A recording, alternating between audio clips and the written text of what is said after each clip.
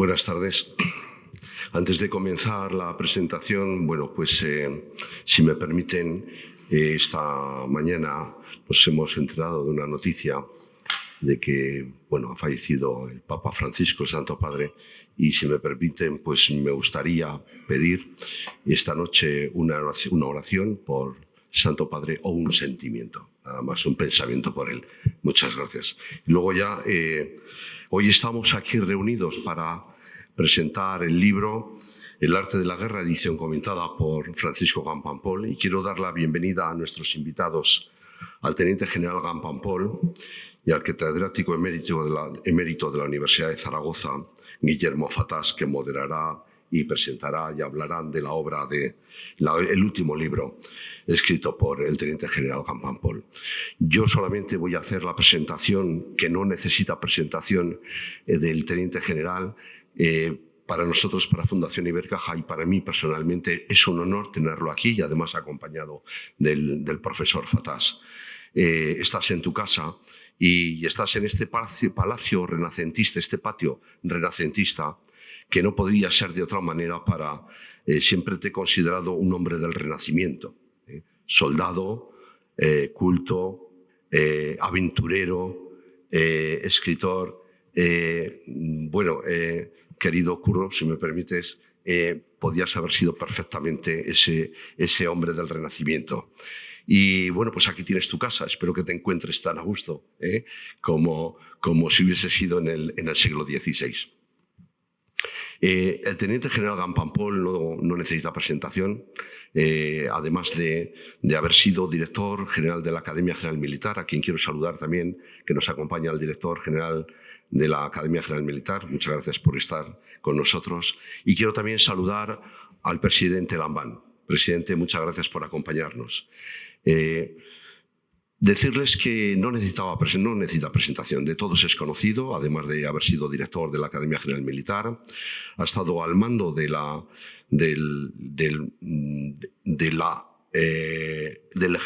ejército, del mando del batallón de veteran de alta respuesta de la OTAN.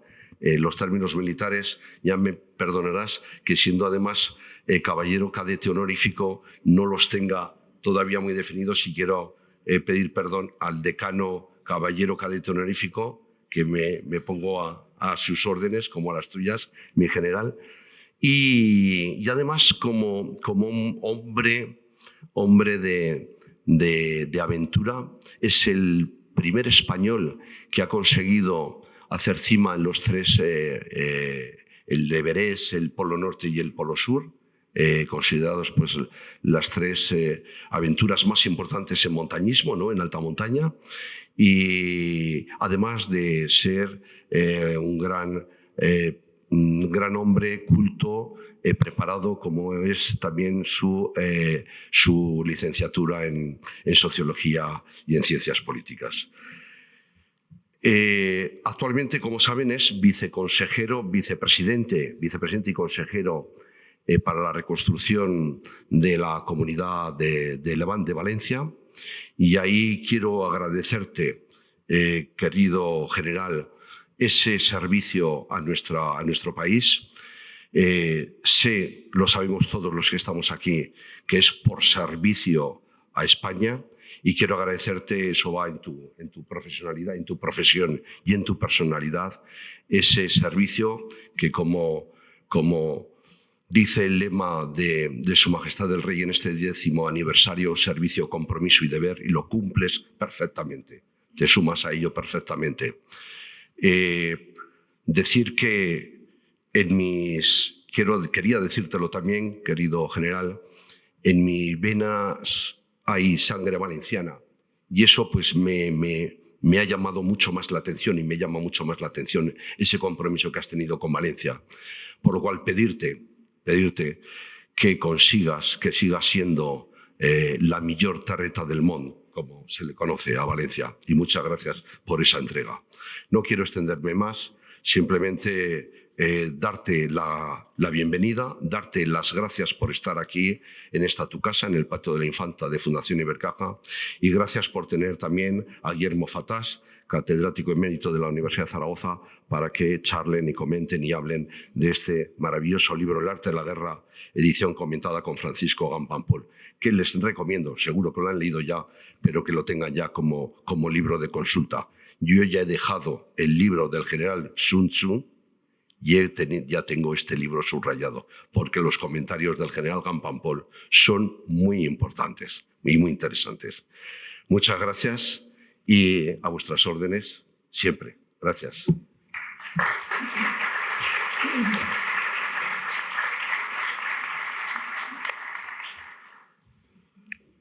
Gracias, director. Con tu permiso, mi general. Yo no os voy a hablar de Sun Tzu, porque no me lo sé bien. Del teniente general Gampampol sí, aunque tampoco me lo sé muy bien, pero ya me lo voy sabiendo. Porque hace bastantes años que nos conocemos, que mantenemos alguna asiduidad, que hemos tenido encuentros, reuniones, conversaciones, tertulias, a solas, con terceros, algún tercero está por aquí, en donde hemos podido hablar diáfanamente y con libertad. Los Gans son chesos de urdúes y el general Gan, que quiere que sus amigos lo llamen Curro, es hijo de un cheso militar y por eso nació en Figueras y asentados en Cataluña su familia, de ahí viene su hermoso segundo apellido catalán, Pampols, que aquí decimos Pampols, y no pasa nada, ni a él le molesta especialmente. A él en general no le gusta que se hable de su persona, sino más bien de su quehacer. Pero su persona, saltándome el importante capítulo de los 3 polos, que ya ha mencionado José Luis, es la de un militar, sobre todo y principalmente. Y si debiese añadir algo, que creo que sí que debo, es la de un militar de montaña. La milicia de montaña es una milicia muy dura y muy particular, en la cual ha perseverado durante muchos años seguidos, en unidades que destacaban y destacan por su extrema dureza. Los militares de montaña saben que la montaña se cobra el error, de modo prácticamente inexorable. Si te equivocas, la pagas. A veces se habla, en fin, de la infantería, que es la que vale para todo, eso es cierto.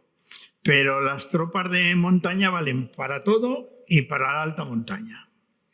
Y saben que un entrenamiento en condiciones que no eluda la dureza, estoy pensando en el Pirineo español, donde nuestros regimientos más significativos, incluido el Galicia 64, llamado El Señor, que está de guarnición en Jaca, no eluden enfrentarse con el metro de nieve, con los vientos de 100 kilómetros por hora o más, con la sensación térmica de 15 bajo cero, con el aislamiento del mando, esa soledad que convierte casi a cada combatiente en una unidad que debe decidir, y a sus jefes inmediatos, a menudo que uno va ascendiendo en la cadena de mando, por pequeña que sea, en líderes forzosos, ¿no? O sea, el cabo de una escuadra, el sargento de un pelotón, el teniente de una sección, el capitán de una compañía, que ya es mucho en alta montaña, están muy dejados a lo que hayan llevado consigo. Y no me refiero solo al equipo material, que también, que es un equipo material que no cualquiera maneja, que no es de fácil transporte, que exige una impedimenta copiosa, pero con la cual hay que poder y saber cómo se hace eso, ¿no? Bueno, el Galicia hace eso en Jaca, con centro en Jaca, el América lo hace en Pamplona, tienen batallones y compañías que ha mandado esas equivalentes el teniente general Agam Pampols. Él ha dicho alguna vez en público, y por eso yo lo puedo repetir aquí, no es que sea nada vergonzoso, pero sí que es peculiar, que a él le gustan mucho los mandos específicos, los empleos, pero no de oficina, sino de servicio activo en la milicia, de capitán y de coronel.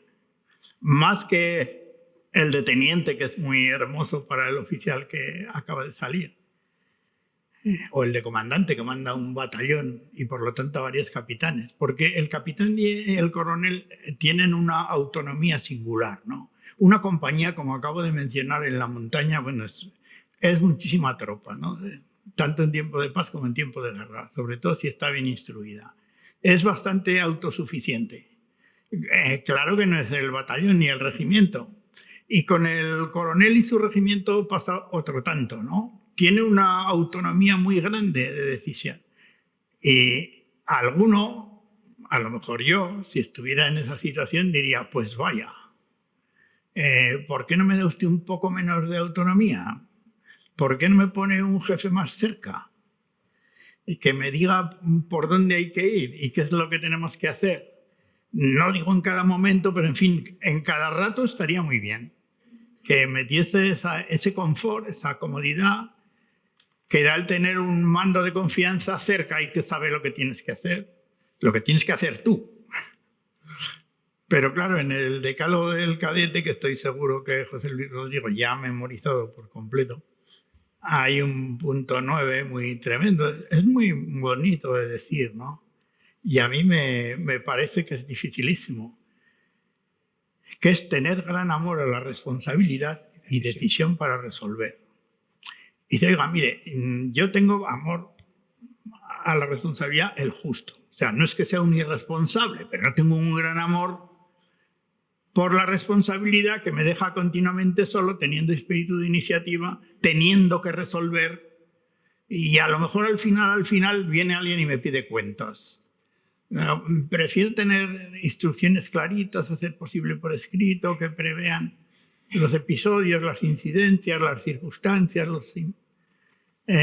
Bueno, eso no sirve para un militar como el teniente general Gant. O sea, aborrece ese tipo, no digo de personas, sino de situaciones en la medida en que le pudieran concernir a él, ¿no? Eso es una formación que uno elige y para la que hay que tener primero vocación. Te tiene que gustar eso, de ser responsable y tomar decisiones que incumben a terceros, normalmente por debajo de ti, en la cadena de mando. Claro, lo primero que tienes que saber es que debes preservar a quienes están por debajo de ti. Yo he visto mucho cine ruso del de ahora, ¿no? Y siguen insistiendo en que lo bueno del ejército ruso, no sé si Putin y sus generales pensarán igual, es que siempre hay 100.000 hombres más allí para llevar a combatir. ¿Y de por qué? Dice, pues porque si los matan tenemos otros 100.000. Dice, esto es lo contrario de lo que se debe pensar, por lo menos según nuestra tradición moral y militar más depurada, porque también ha habido jefes españoles que se han distinguido por su capacidad para sacrificar soldados, ¿no?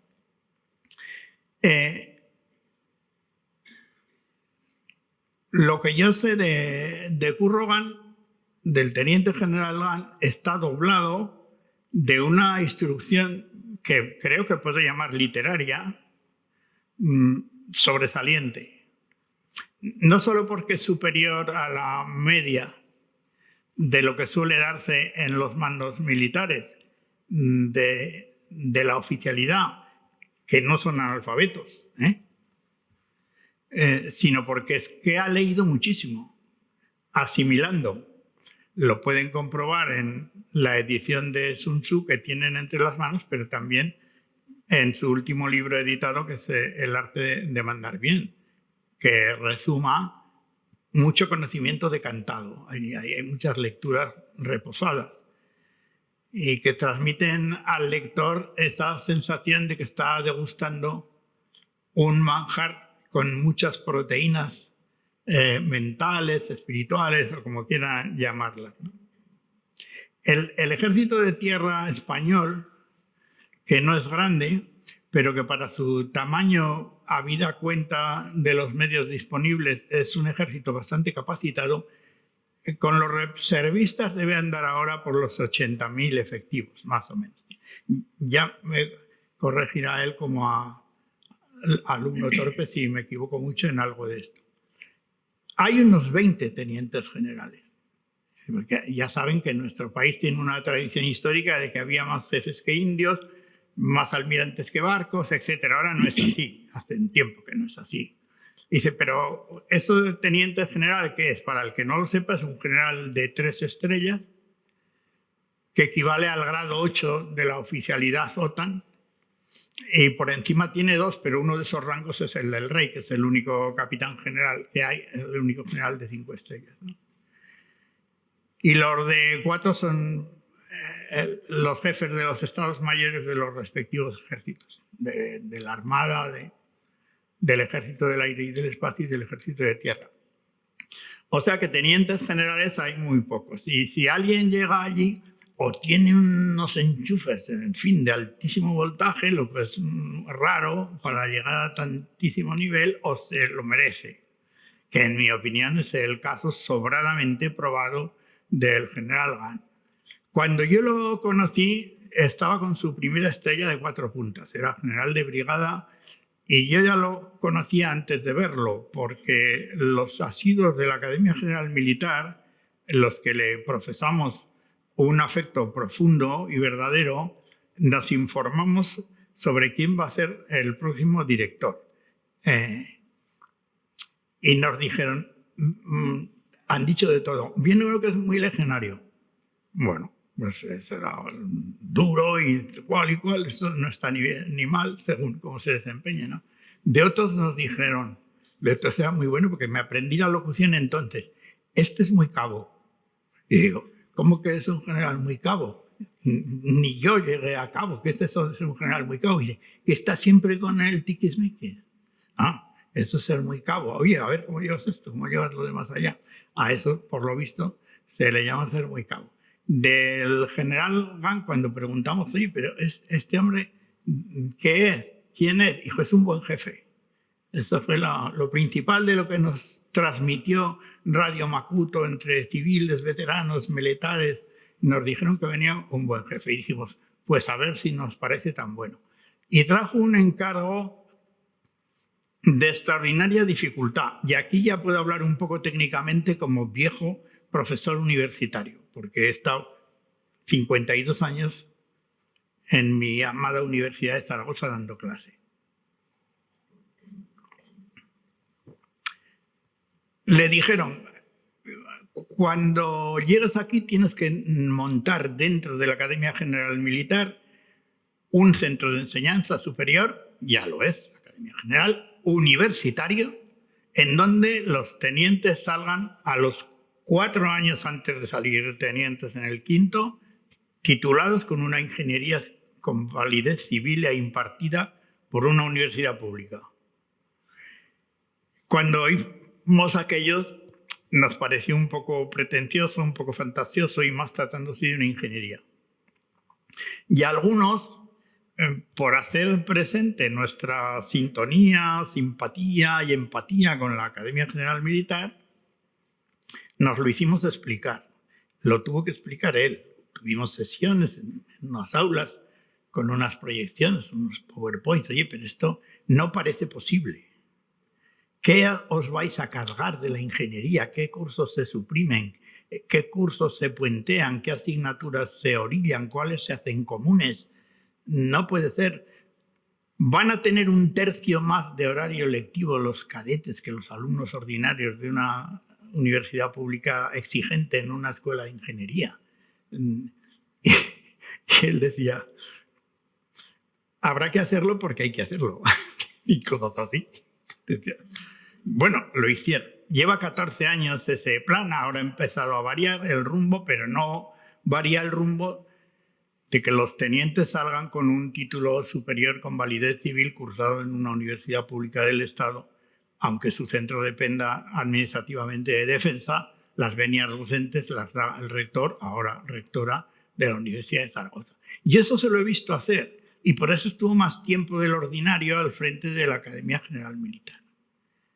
Pues tuvo casi 4 años, me parece.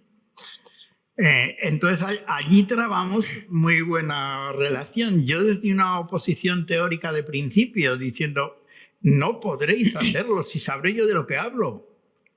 Que me he pasado la vida dando cursos de 93 jornadas, un año tras otro, programas completos, examinando uno por uno a cada alumno, dando cada lección implacablemente.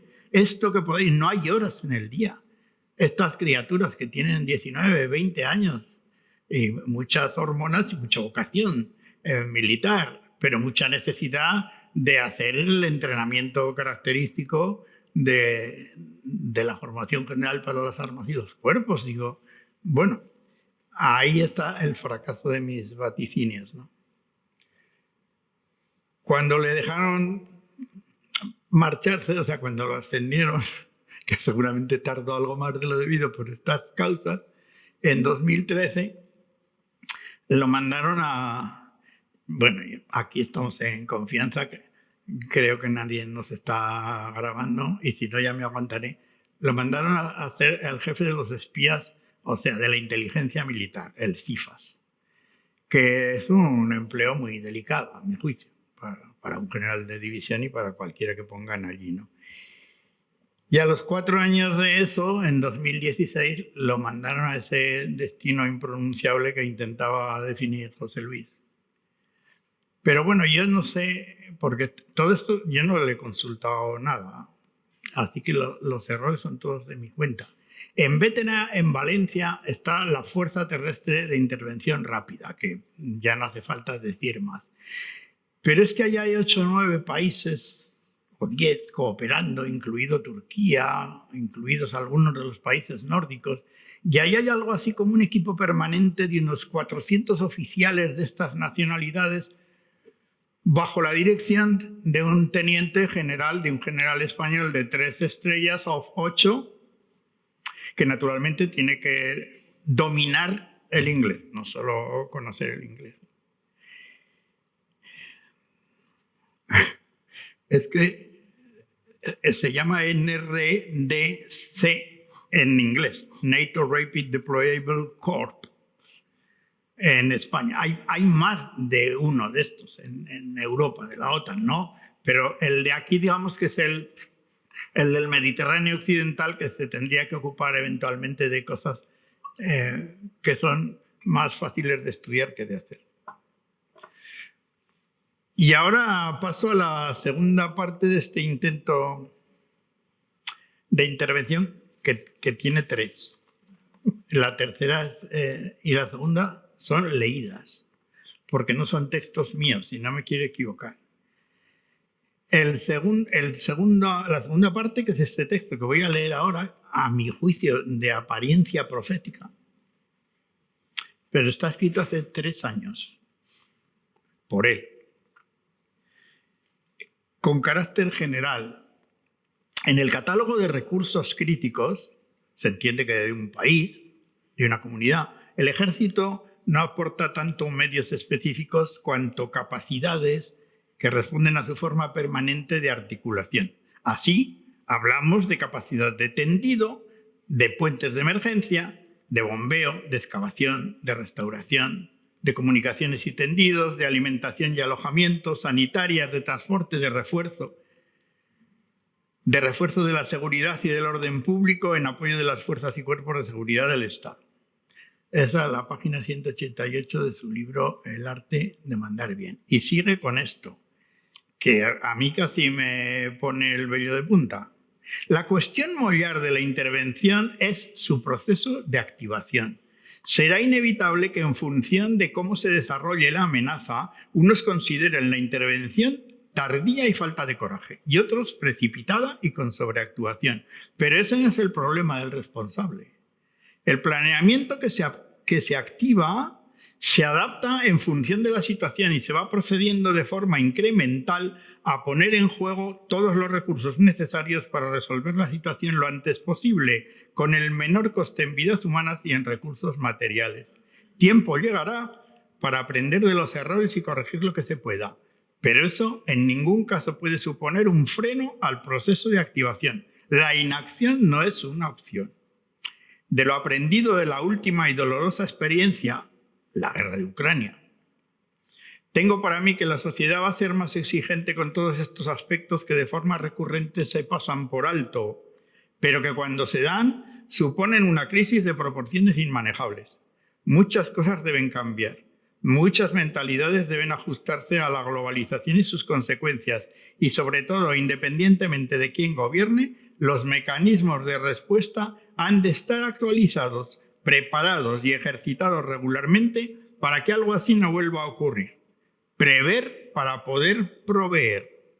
España no se puede permitir no estar a la altura de las circunstancias que vivimos y que viviremos en este mundo de cambio permanente y acelerado, porque como dijo Santiago Ramón y Cajal, lo peor no es cometer un error, sino tratar de justificarlo en vez de aprovecharlo como aviso providencial de nuestra ligereza o ignorancia. He vuelto a leer esto porque me sonaba. Y digo, pero es posible que 3 años después y en las circunstancias actuales, trágicas más que dramáticas, esto hubiera alguien que sabía por dónde había que tirar para tener una preparación frente a contingencias incluso desmesuradas que sirviese ¿para qué? Pues para activar la reacción, ¿no? Y ahí lo dejo y paso a la tercera y última parte, que son frases. Unas son del teniente general Gan y otras son del maestro general Sun Tzu. Las voy a leer mezcladas y no les diré de quién es cada una. Y así ustedes se pueden entretener. Después, mediante una módica cuota, puedo resolver al final la incógnita a quien la tenga. El poder solo sirve para ordenar y obtener obediencia, pero se espera de quien lo tiene que esté siempre a la altura, sirva de referencia y lleve al grupo más allá de sus capacidades. 1. El ardor temerario se reviste a menudo con los hermosos nombres de coraje, valor e intrepidez, pero en el fondo es propio del hombre sin cabeza que hace combatir y combate hasta el último extremo. Si el jefe es justo y competente, el grupo trabajará más a gusto con él y le reconocerá autoridad que solo el grupo le puede otorgar. 4. El hecho de que se esté instruido en los medios que garantizan la victoria no equivale a obtenerla. 5. No importa cuán estrecho haya sido el camino ni cuántos castigos lleve su espalda para quien es amo de su destino y capitán de su alma. La rapidez es la savia de la guerra. Para ser un buen capitán es menester alcanzar la aptitud, o sea, el saber, poseer la actitud, o sea, la voluntad, y mostrar la adecuada conducta, o sea, actuar bien. De nada sirve una posición ventajosa si no se sabe obtener provecho de ella. Lo que no se practica no funciona. La improvisación es peligrosa en sí misma. La confianza ha de basarse en el talento, el conocimiento y la experiencia previa. Otra. De poco sirve la bravura sin la prudencia, ni el valor sin la astucia. La siguiente. Enfrentado a una situación límite, el líder sustituye la ilusión por el carácter. La rabia y la ira complementan al cerebro. La rebelión ante la inutilidad de lo padecido y del esfuerzo extremo desarrollado conduce al convencimiento de que se debe resistir para vencer ante el absurdo de una adversidad implacable. Y es entonces cuando la audacia debe adelantarse a la razón. Otra. El nudo de una operación militar depende de la capacidad de dar la impresión de que estás haciendo lo que tu enemigo desea. Otra más. Líderes, ¿para qué tenerlos? Y sin líderes, ¿qué camino tomar? Quedan 4. Si has cercado al enemigo, déjale una vía de salida. No te encarnices con un enemigo acorralado. Mi doctrina es la contraria. Al enemigo no hay que machacarlo a medias. Pero claro, yo no soy sabio, ¿no? Quedan 3. El jefe debe disponer la consecución de objetivos que posean estos 4 atributos. Concretos, para que la fuerza no dude ni divague. Decisivos, para que su consecución cambie la relación de fuerzas. Alcanzables, para que el grupo sepa que no se le demanda lo imposible. Y mensurables, para poder evaluar su aportación al objetivo estratégico. Penúltima. Obra de modo que todos los que debes mandar, es buenísimo, estén persuadidos de que tu principal cuidado es preservarlos de cualquier daño. Esta que es buenísimo. Esto yo no lo sé hacer de ninguna manera. Y la última. Liderar es servir, no servirse. El líder debe ser el mejor para su equipo. Debe aportar y suscitar ideas y transformarlas además en decisiones. El líder delega su poder eficazmente y prepara adecuadamente su relevo. Muchas gracias. Eso es todo.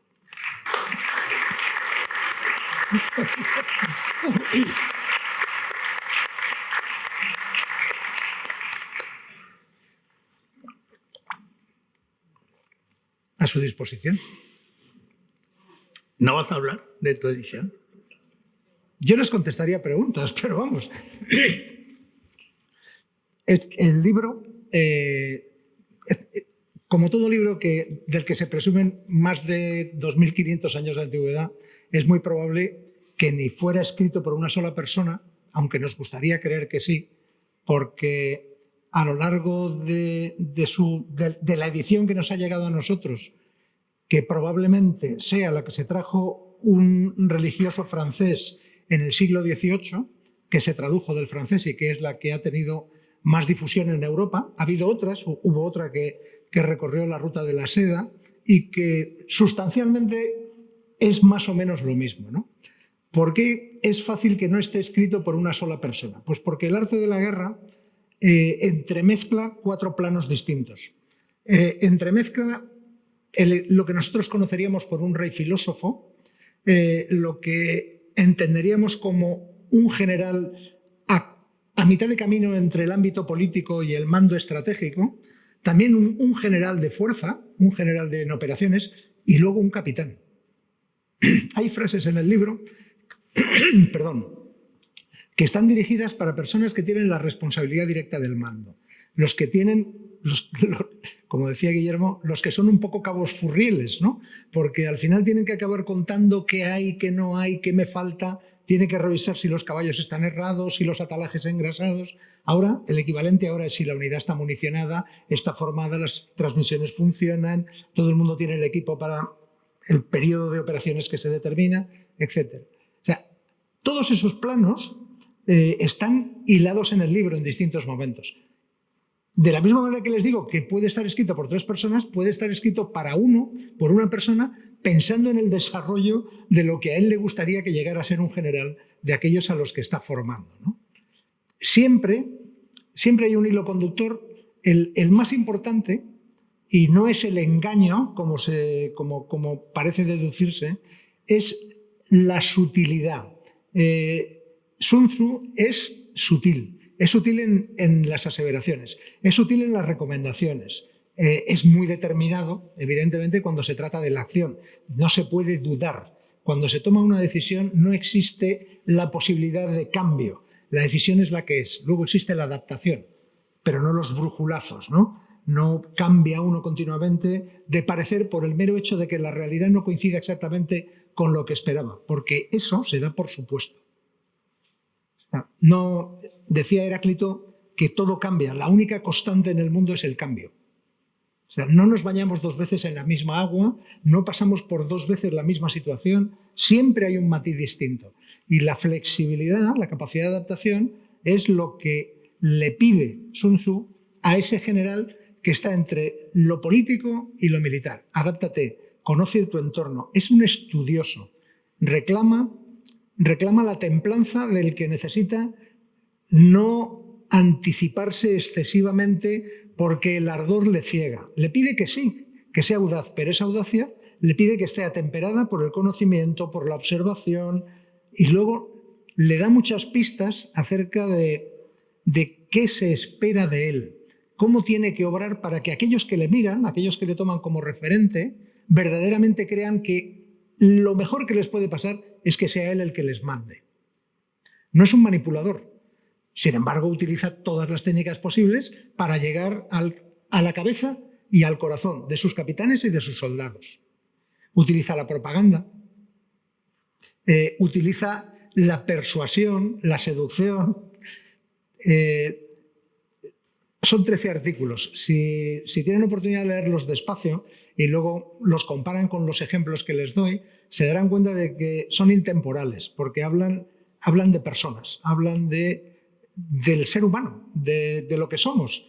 Lo que a lo largo de la historia, otros tratadistas como Clausewitz, como Jomini, han desarrollado, y es que es un arte, no es una pura ciencia. Es un arte en el sentido de que lo que tenemos delante no es una ecuación perfecta, es otra imperfección humana como nosotros. Nosotros estamos lidiando con la cabeza de nuestro oponente. Nuestro oponente en la empresa, en la política, en cualquier actividad humana. Tenemos que ser capaces de entender a qué nos enfrentamos. Y una vez entendamos a qué nos enfrentamos, el maestro dice, la mejor guerra es la que se gana sin pelear. ¿Qué significa? Pues que ha llegado a crear en la mente del adversario la inutilidad del enfrentamiento. ¿Cómo lo hace? Pues con un despliegue en el que existe la disuasión, demuestra lo que tiene, demuestra mucho más de lo que tiene. De hecho, hace creer al adversario lo que él, en su peor hipótesis, le gustaría pensar que se le puede enfrentar. Es decir, ¿cuánto tengo? 1000. Pues voy a hacer ruido por 10.000. ¿Dónde voy a desplegar? Donde no me espere. Pero voy a dejar que crea que sí voy a hacer lo que él espera. Luego voy a colocar una unidad o voy a hacer determinada maniobra, voy a comprar unas acciones que voy a vender el día siguiente. Es decir, todas esas estratagemas que se emplean a lo largo de la vida, que no significa que sean forzosamente malas, significa que trabajan sobre la parte más débil de nuestro oponente, que es la necesidad que tiene de creerse aquello en lo que piensa. Si nosotros somos capaces de sembrar una duda razonable en la mente de un adversario por el mero hecho de darle determinadas pistas, alimentar aquellos temores en los que fundamenta algunas de sus decisiones, si somos capaces de aparecer donde no nos espera, no tendremos que llegar a enfrentarnos con él, porque considerará que es un desperdicio, que es una falta de talento, e intentará otro procedimiento, intentará la negociación, intentará, en vez de que sea una OPA hostil, una fusión amistosa, ¿no?, en términos actuales.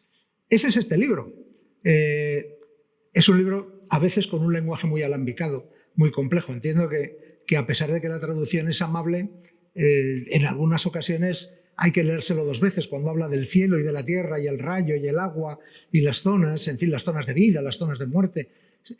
No se preocupen mucho. Luego, cuando vayan a la parte que yo lo explico, les pongo ejemplos, algunos de películas, otros de la historia, algunas campañas que hemos visto luego reflejadas en algún momento y que efectivamente demuestran eso. Demuestran que elegir el terreno no es decir dónde quiero pelear, sino dónde, cómo y cuándo. No es solo el sitio, es la oportunidad. Agincourt es un ejemplo. La decepción. A pesar que Guillermo siempre me corrige y tiene razón, porque el término militar es del inglés, viene de deception. Deception no es decepcionar, deception es engañar, literalmente. Es hacer creer a otro lo que no está ocurriendo, lo que a nosotros nos interesa que crea. Esto ha ocurrido a lo largo del tiempo en infinidad de ocasiones. Algunas están reflejadas en la Biblia, ¿no? Recordemos a lo mejor algunos de los sitios cuando eran unas tinajas con fuego dentro lo que se colocaba y se sembraban muchas para que parecieran hogueras de soldados. O cuando se ha empleado a lo largo de la guerra los señuelos, elementos que no son una réplica de la realidad, pero no son esa realidad. Por ejemplo, carros de combate que estaban hechos de caucho y se hinchaban.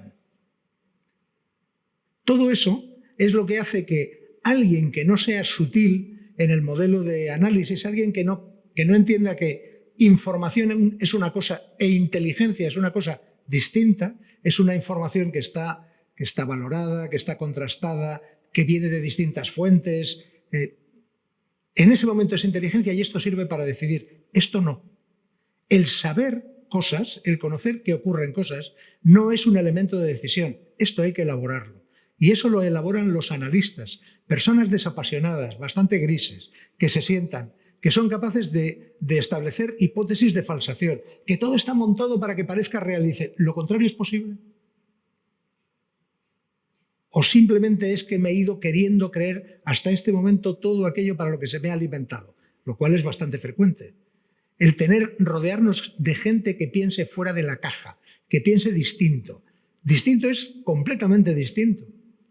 Hay una anécdota de la Segunda Guerra Mundial, para que se hagan una idea. Los británicos, los aliados, estaban intentando mejorar la supervivencia de sus pilotos, ¿no? Entonces hacían un análisis de los aviones que volvían y veían las zonas de impactos y decían, bueno, pues vamos a reforzar estas zonas, vamos a darle una mayor protección para que el piloto, bueno, pues tenga más probabilidades. Entonces alguien, pensando justo al revés que los demás, dijo, no, precisamente estas hay que dejarlas, porque cuando vienen con agujeros vuelven.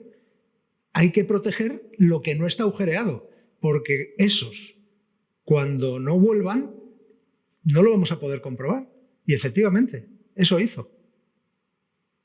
Y mejoró la supervivencia. ¿Por qué? Pues porque pensó distinto.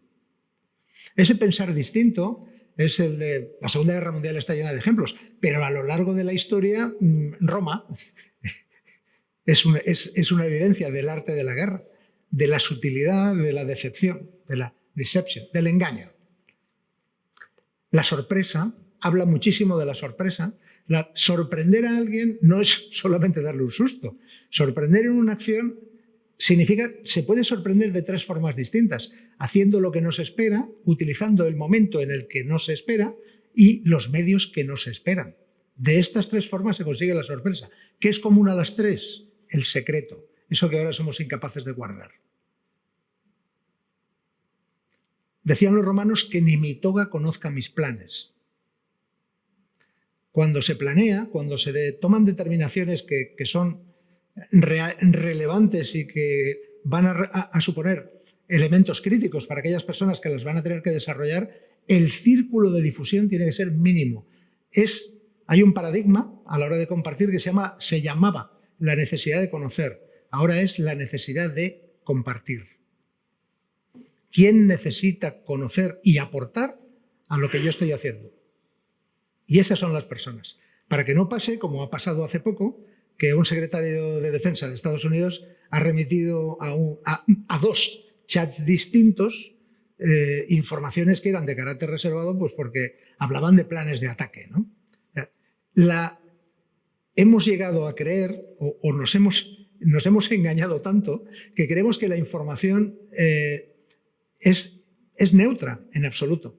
La información tiene peso y valor y depende de quién la obtenga y cómo la elabore, mucho más. El arte de la guerra habla de la capacidad para obtener la mejor información, transformarla en inteligencia y actuar de acuerdo con las hipótesis que se formulan.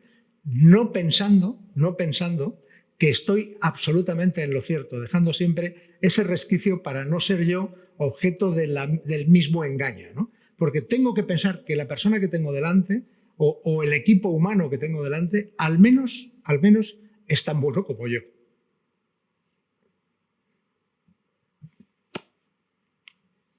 No les cuento más cosas.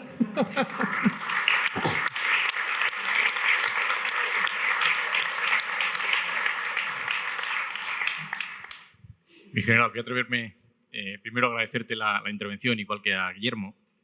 Es verdad que cuando uno ve en un libro como El arte de la guerra, los principios del arte de la guerra, en un compendio que uno puede agarrar con la mano y dice, si aquí está todo, con tal de saberme esto a la perfección, esto debe ser fácil. Y luego vemos que no es así. No es así. Yo normalmente a los cadetes en la academia les digo que buena parte de lo que les espera por delante, y alguna cosa te habré copiado, mi general, seguro, por el tiempo que he compartido contigo, por lo que te he leído, es que la mayor parte del tiempo tienen que ser líderes, pero en algunos momentos tienen que ser jefes. Y hay una parte que incluyes en el libro, y me voy al epílogo al final, cuando describes, mi general, ese jefe ideal que todos querríamos tener y que hablas además ya siendo no políticamente correcto, sino lo que verdad alguien valora cuando tiene un jefe. Y cuando describes, me gustaría que lo compartieras con nosotros, cuando describes jefe exigente, no paternalista, y lo que diferencia realmente a alguien que ejerce ese arte. Es la última hoja, son las dos últimas hojas del libro, porque al final el arte de la guerra habla de cómo tiene que ser el general, cómo tiene que ser aquellas personas, cómo deben de ser aquellas personas, cómo deben de pensar, cómo deben de actuar, qué principios tienen que tener para desarrollar el arte de la guerra. No la técnica, que la técnica se aprende de otra manera, el arte. ¿Qué es ese líder? Yo quiero una persona, decía, y es algo que cogiendo personas que me han mandado a lo largo de la vida y lo mejor de cada uno de ellos, pues cada uno hace su puzzle, ¿no? Hace la imagen ideal. Yo quiero un jefe que me mande claramente. O sea, que no sea tibio, que determine claramente lo que hay que hacer, pero que me diga siempre el para qué lo quiere, que me hable de su propósito, que no sea tiquismiquis, que no sea meticuloso y tienes que hacerlo así, de esta manera y con este y con el otro. Esa parte que me la deje a mí, que me diga el para qué, que el cómo, el cuándo, el dónde y el con quién lo haré yo. Que me corrija, que no sea en absoluto paternalista, porque si es paternalista disimulará mis errores y no los podré corregir. Que me corrija con la justicia, con la oportunidad, con la discreción y la honorabilidad que exige la corrección. Tiene que ser en privado, tiene que ser proporcionada, tiene que ser explicando qué se ha hecho mal y cómo se hace bien, porque toda corrección requiere pues esa enmienda, y luego que siga confiando en mí, porque esa es la iniciativa que me ha dado. Que me defienda por encima de todo.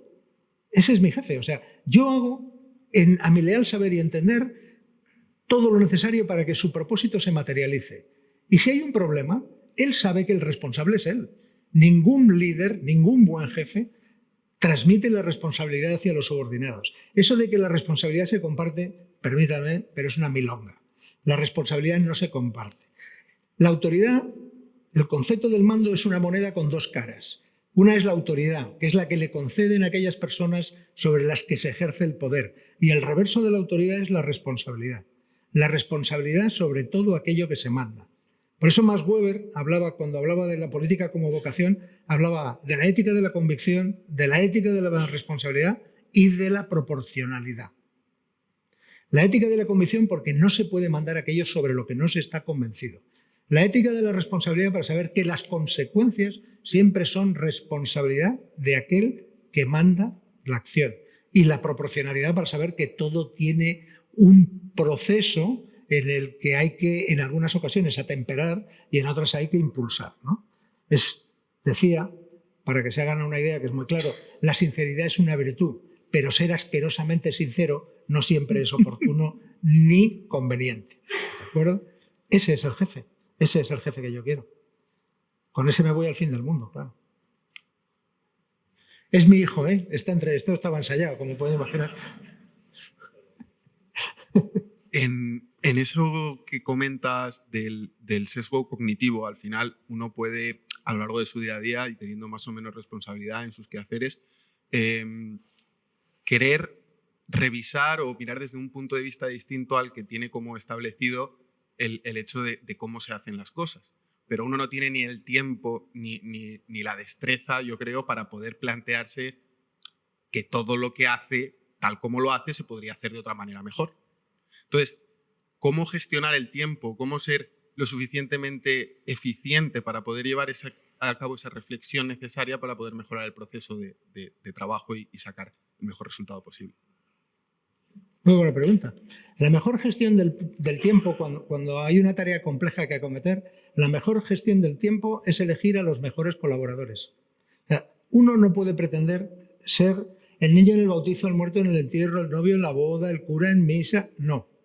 Uno tiene que ser lo suficiente, sabiendo cuál es la tarea que tiene encomendada, tiene que saber cuáles son los perfiles que nos reúne y qué gente necesita mejor que él para que en ese momento haga el asesoramiento adecuado. No se puede, nadie, los buenos mandos que yo he conocido, jamás han pretendido saber más que toda la gente que les rodeaba. Sabían que eran muy buenos eligiendo gente, sabían que eran muy buenos combinando capacidades y eran todos muy buenos escuchando. Y luego, también eran muy buenos concretando. Nunca he tenido un jefe que dudase mucho. O sea, escuchaba a todo el mundo, tenía un periodo de reflexión, porque al final cuando uno tiene buenos colaboradores, los buenos colaboradores lo que hacen es quitar las capas exteriores de la cebolla. Te dan un buen asesoramiento. No te dejan algo a medias para que pierdas tiempo intentando saber qué es lo que te quiere contar. Te dice lo que él honradamente cree, aunque vaya justo en contra de lo que tú crees. Cuando tienes esas personas a tu alrededor, ellas solas hacen un juicio de valor, confrontan y comparan, y tú los escuchas y los miras y dices sí, no, así. No se puede gestionar mejor el tiempo porque no hay tiempo. La constante es que el tiempo es escaso. Cuando se planea, militarmente, pero bueno, en general, es un modelo que yo creo que ha calado profundamente en todos los estamentos económicos, políticos. El tiempo para planear es uno. De ese tiempo para planear, 2/3 hay que dárselos a los que tienen que desarrollar aquello que vas a decidir. 1 te lo quedas tú, 1/3 te lo quedas tú y 2/3 son para los demás. Porque el riesgo es la parálisis por análisis. Empiezas una vuelta y otra vuelta, otro matiz. Y al final, lo único que no se puede alterar en una decisión es el tiempo útil. 1 minuto tarde la mejor decisión no vale para nada. Luego, tú 1/3 y el otro tercio al segundo nivel y el otro tercio al último nivel y los vas exigiendo. Y ejecutar. Rodéate de buena gente. Rodéate de buena gente. Tómate un periodo de reflexión, a lo mejor de 5 días. No sé si hay más preguntas. Yo quiero poner un broche cuando me toque. No, José Luis. Sí. No, yo estoy muy admirado y muy emocionado por lo que está haciendo el general en Valencia. A mí me tiene conmovido desde que empezó a pensar si decía que sí, que no lo pensó mucho. Porque lo entendió francamente como un servicio a España, ¿no? Y es una tarea como para rehuirla. No cualquiera ni se siente capaz, ni se atreve, que son dos cosas diferentes, porque un incapaz se puede atrever a decir que sí, y ya los ha habido, que han hecho cosas parecidas, ¿no? Esto no ha terminado, es posible que queden 2 meses o 3, a juzgar por lo que le vamos oyendo al general en sus raras manifestaciones públicas sobre el asunto. Y yo sigo impactado y conmovido por lo un poco que le va a lucir, al menos en apariencia. Pero también me apetecía decirle que hay mucha gente que se ha percatado de lo que está haciendo y a qué principios obedece la conducta que está siguiendo y a cambio de qué lo hace, que es de esa monserga absolutamente real para quien la siente, que es la satisfacción del deber cumplido. Y porque él, como dijo a un amigo el primer día o la víspera, yo lo que he jurado es servir a los españoles. Y ya está, ¿no? Como no sabía si esto era el final de la reunión o no, no quería que me dejase sin decirlo. Muy bien. Muchas gracias.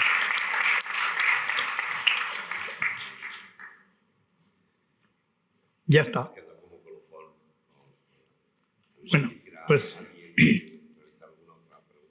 pues muchas gracias por su amabilidad y asistencia. Si me permiten un minuto, Guillermo dice, lo que ha dicho es realmente cierto. Mire, nosotros somos, digo porque yo me moriré siendo militar, estoy retirado, pero es así. Nosotros somos servidores públicos convencidos. Y lo hacemos dentro de una parte que es la administración militar. La administración militar coge ciudadanos y los forma como soldados, como oficiales, y tienen una ley que es una ley de formación del pensamiento y de la acción, y es el servicio, el espíritu de servicio. Nos educan para servir, servir para servir, tenemos que servir a un propósito que es mayor. Cuando nosotros juramos bandera, juramos o prometemos, juramos defender a España. Y si había una oportunidad en la vida, además de las que he tenido en activo, para servir a España, era esta. O sea, no se puede, después de haber tenido una vida pensando de una forma, no se puede en un momento dado mirar para otro lado. O sea, para bien o para mal, ¿no? Simplemente les quería explicar. Eso no es una heroicidad en absoluto, ¿eh? Eso es ser consecuente, ni más ni menos. ¿Ah?